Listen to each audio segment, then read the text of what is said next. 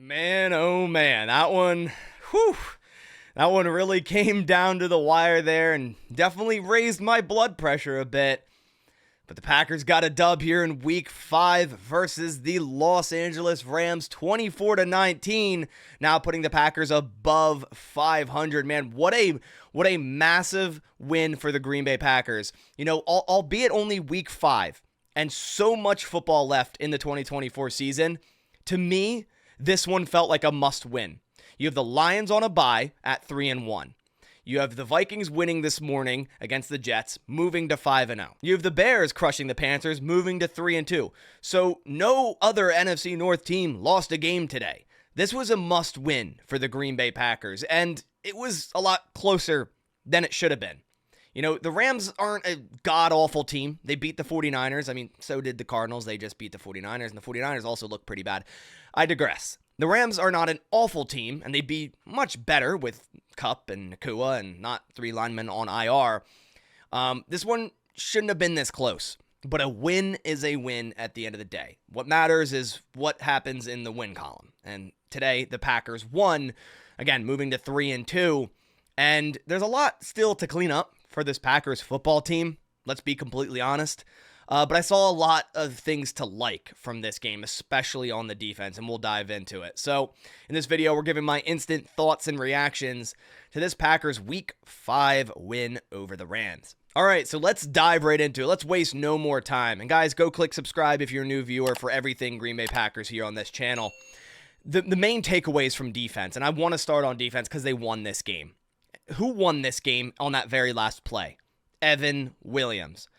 I've been clamoring for Evan Williams to be on this defense, starting, or at least more, every single week it seems, more and more. I think he had 10 snaps maximum some of the other games, and I said it even last week before the Vikings game. Hey, if we even have to move Keyshawn Nixon to boundary corner, if that means bringing Evan Williams on, dropping Bullard down to the box or in the nickel, fine. I'm fine with it because Evan Williams deserves to be on this field.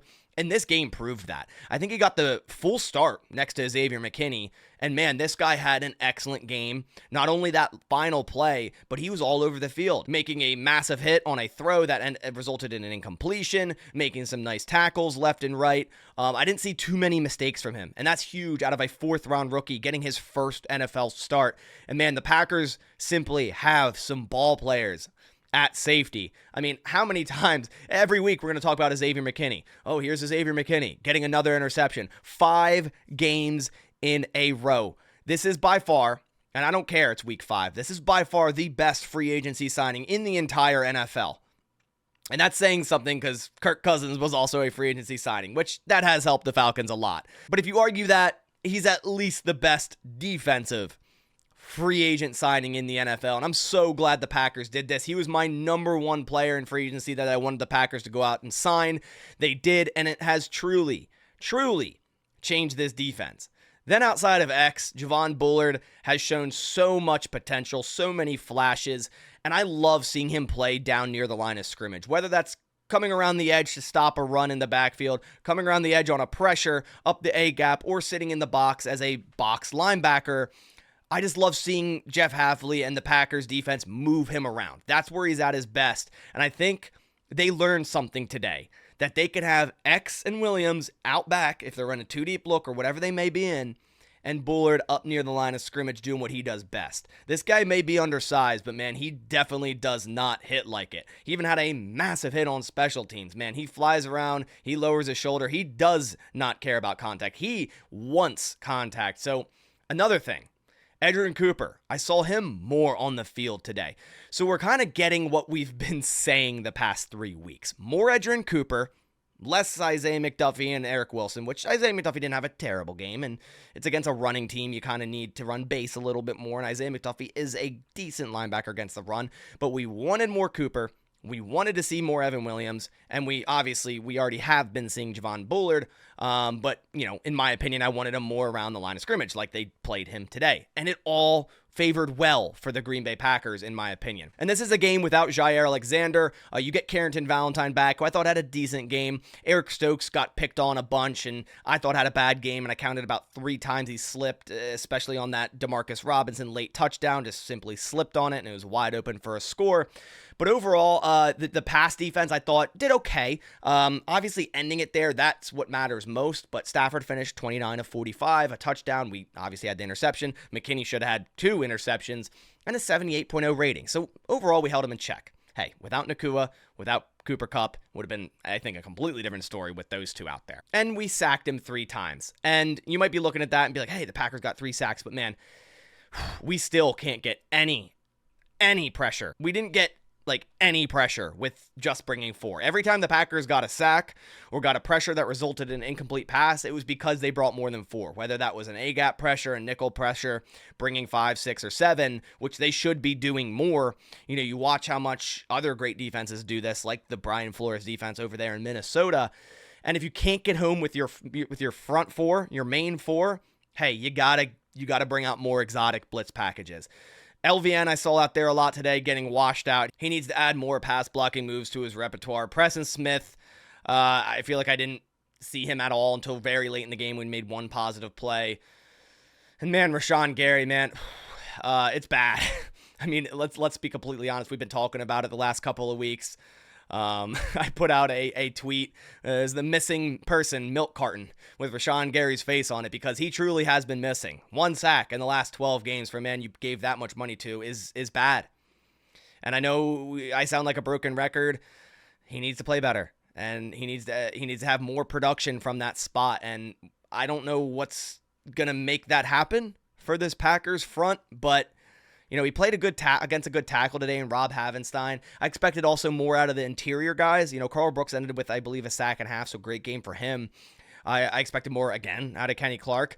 The Rams center and left guard are the worst pass blocking for the respective position via PFF. The worst. Bottom of the league. And bottom of some backups. Literally, the left guard and their center, the worst pass blocking grades of all left guard and center in the entire NFL before this game. So the Packers should have got more pressure up there. Even with 4, it should have still looked better, and it didn't. The Packers either need to figure out why they can't get any pressure with 4 or simply just bring more pressure. And hopefully your guys on the back end can lock up and do well in 1v1 situations, which I believe they can, especially when we get Jair Alexander back. As for the run defense, luckily the Packers go up early here, because if it was the other way around, I think the Rams really could have dictated how this game went, because they ran the ball with ease, and Kyron Williams is a great running back. I also liked what I saw from Blake Corum, who had 5 carries for 25 yards. Kyron finished 22 for 102. If the Rams had a lead, early on or whatever in this game, they would have ran the ball even more, because it seemed like every single run they're getting 4, 5, 6 yards, and that's easy first down after first down after first down. The Packers simply got beat in the trenches on defense.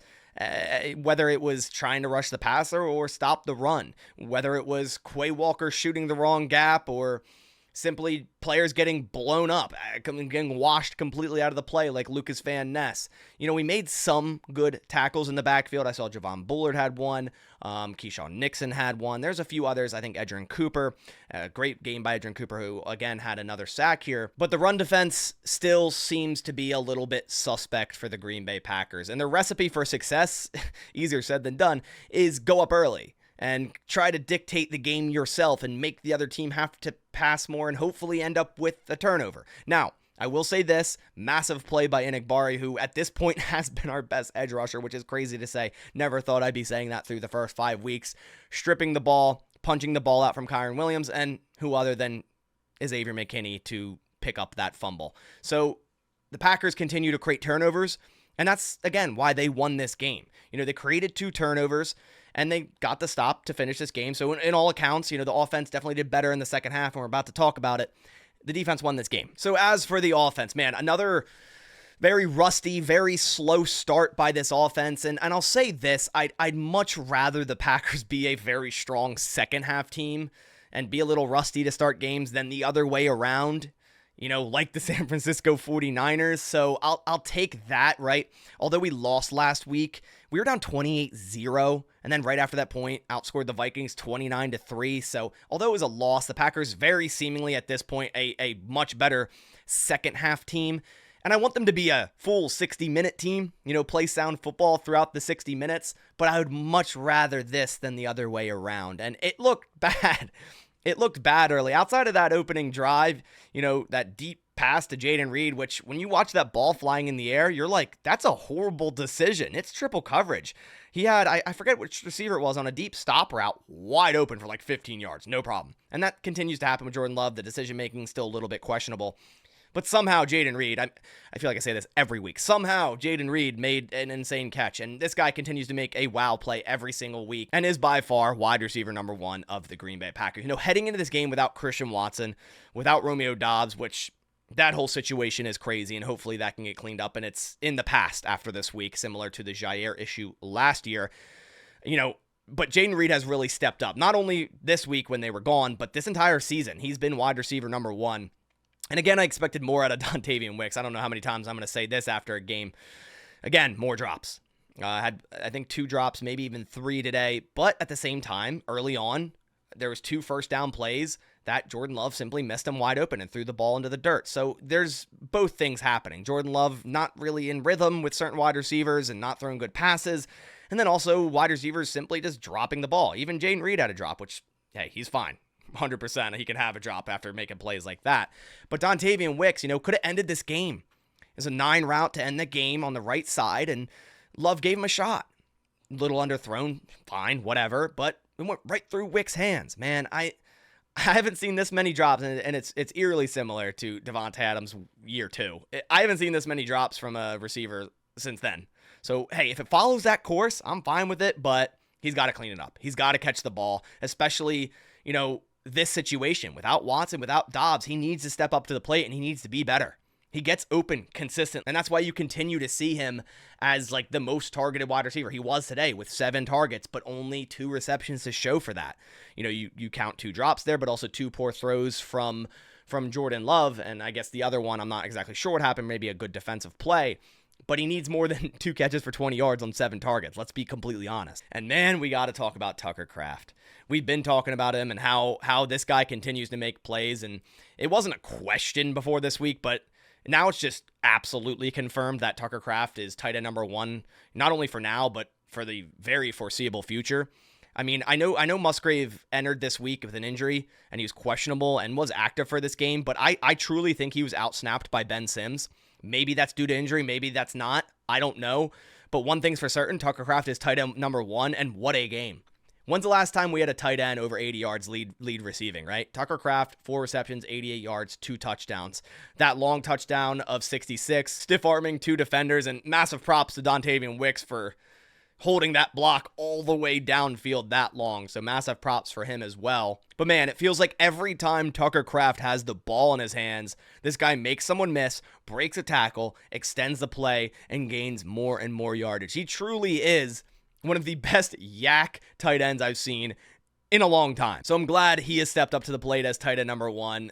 It's unfortunate to see Luke Musgrave just continue to wash away because I know this guy's talented and I know what mismatch he can be, but at least we have Tucker Kraft making plays and being a true tight end number 1.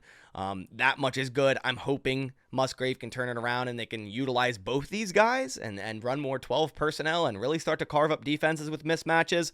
I mean, speaking of mismatches, I saw a play this game where they had Jayden Reed in the backfield and ran a Texas route. I mean, absolutely cooked the defense. I love seeing that.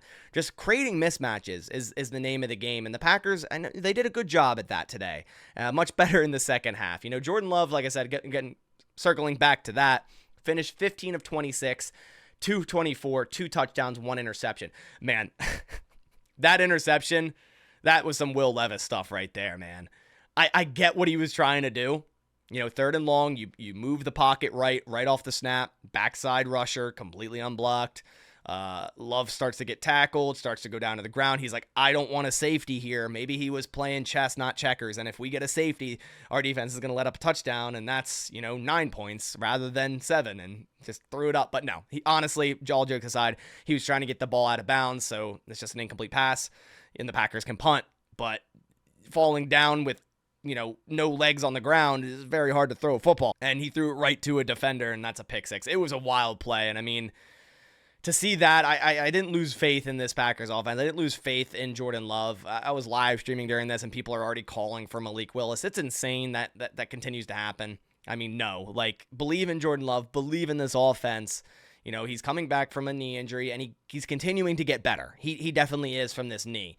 And when he's 100%, I think we're going to see more of the second half Jordan Love from 2023. And when these receivers fix their drop issues as well, I think we're getting there. We were in a much worse place later last year, and we still turned it around. And I think we're nearing that. We see other teams around the league, like the Bears, they're really starting to put it together now. Jordan Love, this is his third game, and 2 of which he's playing with an injury. So you got to give him a little bit of patience. And yes, he was once the highest paid quarterback in the NFL, which, yeah, I get it. I get why you have cause for concern. But in the end, he put it together. He started to play very well and efficient, and the Packers got the win. Quickly to go over some rushing, Josh Jacobs finished 19 of 73, 3.8 average, but I thought he ran better than this. There's just a couple negative plays that kind of lowered that average. Obviously, the touchdown, his first Green Bay career touchdown, nice to see there. Emmanuel Wilson, 6 for 24, 4.0 average. It seemed like a point there. The Packers were starting to go away from the run and not really running on 1st and 10 or 2nd and mid. And I was like, please don't do this. Don't abandon the run. And then they came back to it, especially in that, I think it was the 4th quarter or late 3rd. They took 8 minutes off the clock. It still resulted in a punt, but taking 8 minutes off the clock with a 2-score lead there, that's massive. So if the Packers to do that, really start to establish the run game again, I thought they blocked pretty well. I really like what I've been seeing from Sean Ryan. Rasheed Walker started the game kind of shaky, but then turned it around. They allowed 2 sacks on Jordan Love, 2 for 27. Not the worst. Overall, I think it was a win for this Packers offensive line, and rushing looked good. Josh Jacobs a lot of times, same with Emmanuel Wilson. He looked dead to rights for either no gain or a loss, and they turned it into a gain of 2 or a gain of 3. And yeah, that's still, not a great average. He had a 3.8 average, but a lot of times he was, contacted at the line of scrimmage or contacted behind the line of scrimmage and still got forward to gain positive yards. So I thought there's a lot of tough running today by both of these running backs, Emmanuel Wilson and Josh Jacobs. And guys, Brayden Arvison hit his only kick. He was 100% today. That's all we can ask for him. 46-yarder. Massive for him to hit this kick. A lot of people wanted him gone after last week, myself included. The Packers are sticking by him. So obviously very big for him, the Packers, his confidence to hit this kick here in this game, and he did. 46-yarder, and it was right down the middle. It looked great. I hope this is a turning point for Brayden Arvison. I really, really do. The Packers started to clean up the penalties, it seemed. Last 4 weeks, penalties have been terrible. It seemed a lot better today. In terms of injuries, I don't think I saw any other than Robert Rochelle that went to the locker room with a stinger. I don't know if he returned. I don't think so. That's the only injury I saw. Maybe we'll get more updates tomorrow if any other injuries, of course, happened. But overall, man, it's an impressive win. It shouldn't have been this close, and it shouldn't have came down to the wire like it did.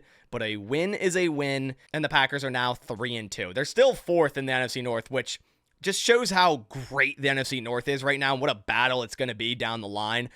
I mean, they have to be the most winning division right now. I believe they were heading into this game with 11 wins, so, tag 3 more wins onto that with 14. Yeah, they have to be the most winning division. I don't know. I haven't looked, but they're probably the only division that every team is above 500, I'm sure. The Packers head back to Green Bay next week to take on the Cardinals, which had just a very impressive comeback win against the San Francisco 49ers. Going to be a tough one there as well. I'm glad it's in Green Bay. I know there's been a lot of issues with the Arizona field so far this season. Confident in the Packers getting another win next week and hopefully keeping this a lot closer, this NFC North race. They still definitely have a chance to win the NFC North. I know it looks far away right now with the Vikings 5-0, but a lot can change. A lot can change.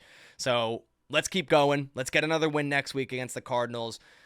Tough victory today. Hey, it's a tough, fought-out win, but it's a win nonetheless. I appreciate you guys coming by to the channel. I'll catch you on the next one. Thanks for watching, and as always, go Pack Go.